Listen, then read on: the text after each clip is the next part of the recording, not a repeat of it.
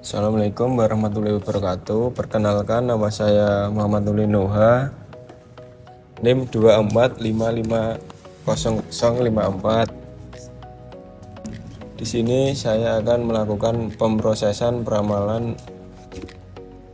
forecasting penjualan sate ayam berbasis data deret waktu menggunakan metode deep learning dengan algoritma long shot term memory. Pertama, kita mendownload dulu datanya di Google Chrome. Kita buka Google Trends-nya, lalu kita mencari data yang kita inginkan. Di sini saya menggunakan data sate ayam.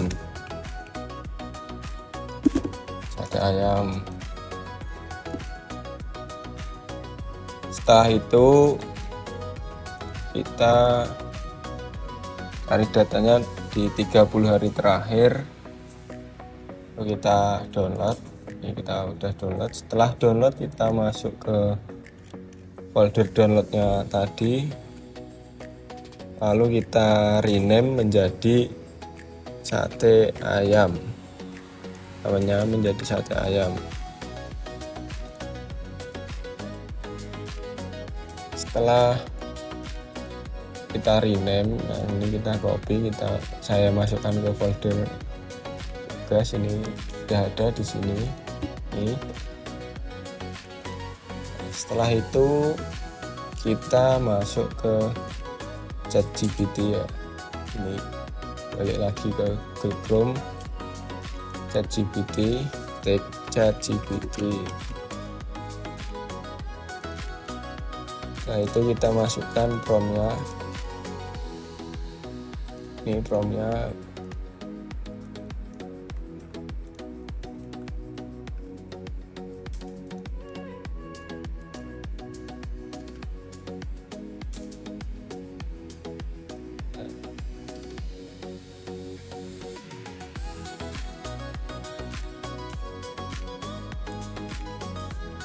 Kita tunggu bentar prosesnya.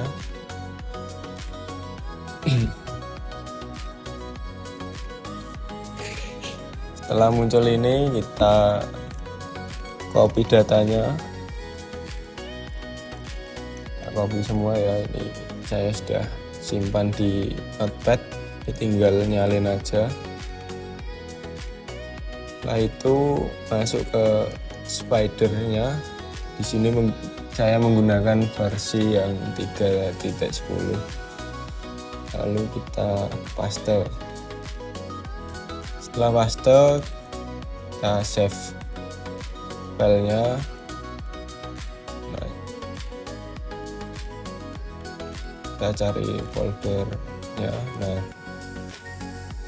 di sini saya save di folder nama saya dan usahakan satu folder sama file CSV-nya tadi. Kita beri nama MUAS Deep Learning.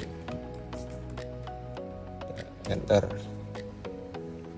Setelah itu kita running.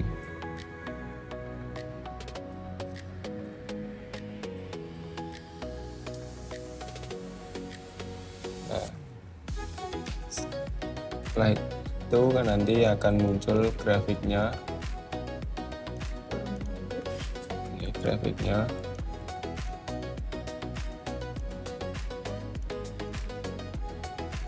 Nah, di sini akan saya jelaskan ini maksudnya apa. Program ini diawali dengan mengimport beberapa library utama ya, yaitu Pandas dengan fungsi membaca dan memanipulasi data, lalu NumPy untuk operasi numerik, Matplotlib untuk menampilkan visualisasi grafik, min-max scaler dari scikit-learn untuk melakukan normalisasi data, serta modul TensorFlow keras yang digunakan untuk membangun, melatih, dan menjalankan program long shot term memory (LSTM). Penggunaan library tersebut bertujuan agar proses pengolahan data hingga prediksi data data dapat dilakukan secara sistematis, efisien, dan terstruktur. Lalu kita baca data.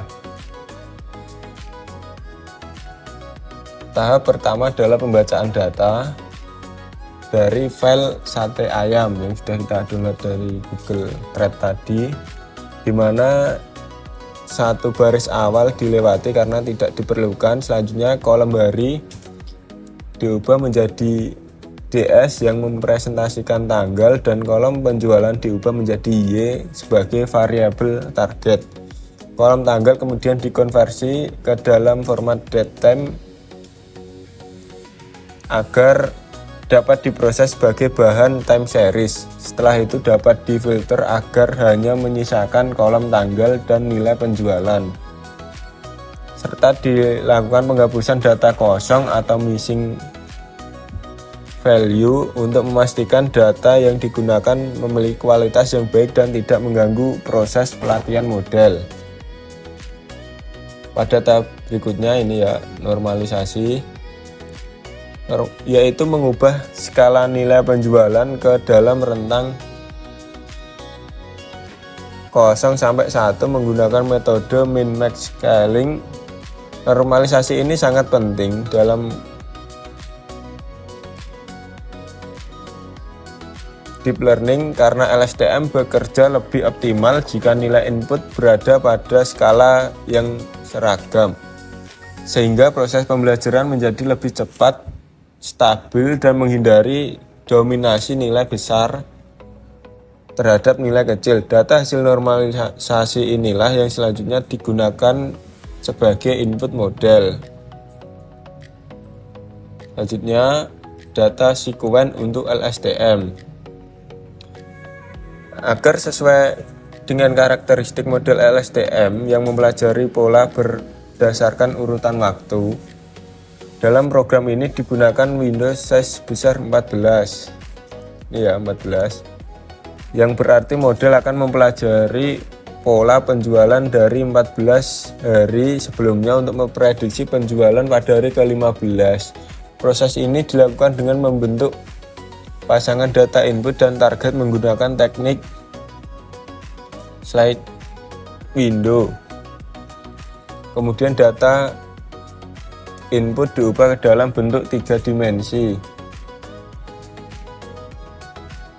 yaitu jumlah data, panjang sekuen, dan jumlah fitur agar sesuai dengan format input LSTM.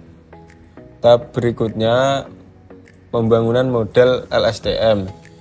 Model dibangun menggunakan sequential model yang terdiri dari 2 layer LSTM dan 1 layer dense. Layer LSTM pertama memiliki 64 neuron dan menggunakan return sekuen agar dapat meneruskan output ke layer berikutnya. Layer LSTM kedua memiliki 32 neuron dan berfungsi untuk menangkap pola jangka panjang dan jangka pendek secara lebih mendalam. Model kemudian dikompilasi menggunakan optimizer Adam karena kemampuannya dalam menyesuaikan learning rate secara adaptif, serta fungsi loss mean squared error atau MSE yang umum digunakan dalam permasalahan regresi dan forecasting. Setelah model selesai dibangun, dilakukan proses pelatihan atau training. Ini ya. Model dilatih selama 30 epoch dengan batch besar 16, sehingga model memiliki cukup waktu untuk mempelajari pola historis penjualan sate ayam secara bertahap dan optimal. Setelah proses pelatihan selesai, model digunakan untuk melakukan peramalan penjualan selama 30 hari ke depan. Proses forecasting dimulai dengan mengambil data 14 hari terakhir sebagai input awal. Model kemudian melakukan prediksi 1 hari ke depan dan hasil prediksi tersebut dimasukkan kembali sebagai bagian dari input untuk memprediksi hari berikutnya. Hasil prediksi kemudian dikembalikan ke skala asli menggunakan inverse transform agar nilai prediksi dapat diinterpretasikan secara nyata dalam konteks penjualan. Lalu masuk ke tahap terakhir ya, visualisasi hasil forecasting, di mana data penjualan asli ditampilkan dalam bentuk grafis garis kemudian dibandingkan dengan hasil prediksi 30 hari ke depan yang ditampilkan menggunakan garis putus-putus ini ya. Grafik ini dilengkapi dengan judul, label sumbu, legenda, dan grid agar mudah dibaca dan dipahami. Secara keseluruhan, program ini menunjukkan penerapan metode Deep Learning LSTM dalam melakukan forecasting penjualan sate ayam secara efektif dan terstruktur. Lalu ini ada variabel explorer.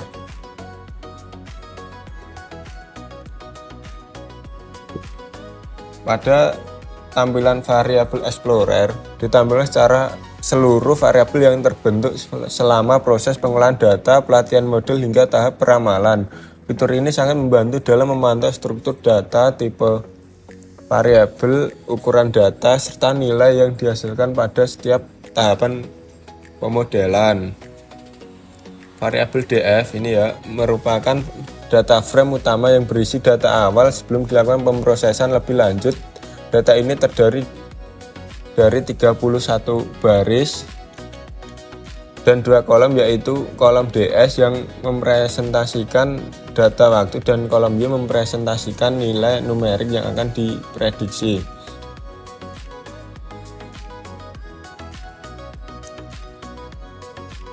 Selanjutnya, variabel scalp merupakan hasil normalisasi data menggunakan metode min-max scaler, di mana nilai data diubah ke rentan tertentu agar sesuai dengan kebutuhan model. Variabel scaler merupakan objek min-max scaler yang menyimpan parameter normalisasi objek. Objek ini digunakan kembali pada tahap inverse scaling untuk mengembalikan hasil prediksi ke skala asli. Variabel window size bernilai 14 yang menunjukkan bahwa model menggunakan 14 data historis sebelumnya sebagai input untuk memprediksi satu nilai pada periode tertentu.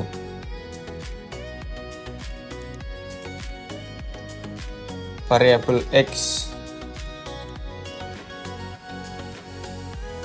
14 tadi. Variabel X merupakan data input model hasil pembentukan sliding window dengan dimensi 3 yang mempresentasikan jumlah sampel, panjang jendela waktu, dan jumlah fitur. Sementara itu variabel Y berisi nilai target yang menjadi acuan dalam proses pelatihan model.